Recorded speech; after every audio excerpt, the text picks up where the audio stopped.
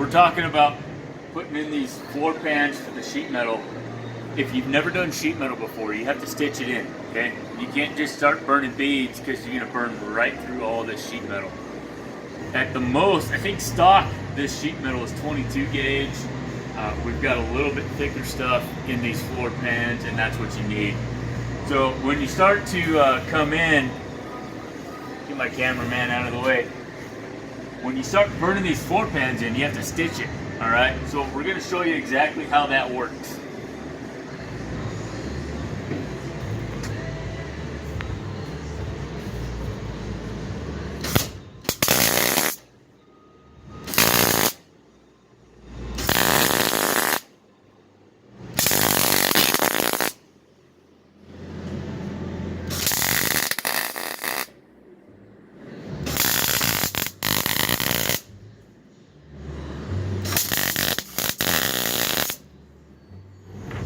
Okay, so as you can see from that short video, stitch welding is a lot different than just burning beads in structural or any other kind of welding.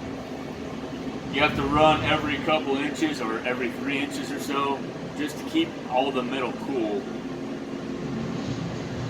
If you don't keep it cool, you're going to start blowing through this sheet metal. It's really not very thick.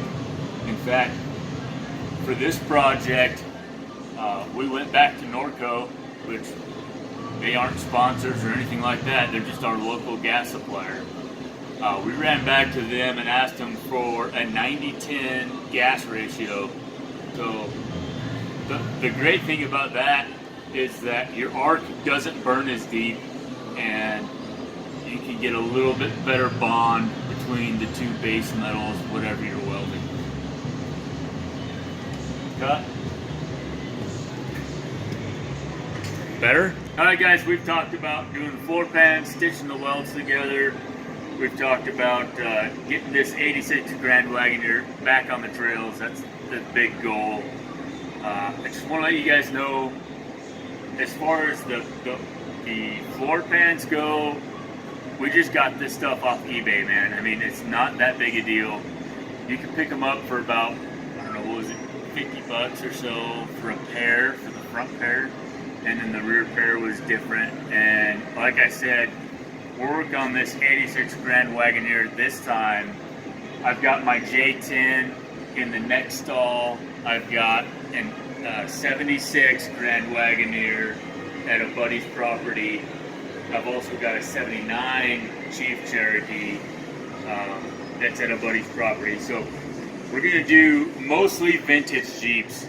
We're going to talk about a lot of welding, we're going to talk about a lot of fabrication, about installing lifts, a spring under over, spring over, etc. But for this video, I know I'm getting on down the rabbit trail a little bit, but very simple floor pans off of eBay.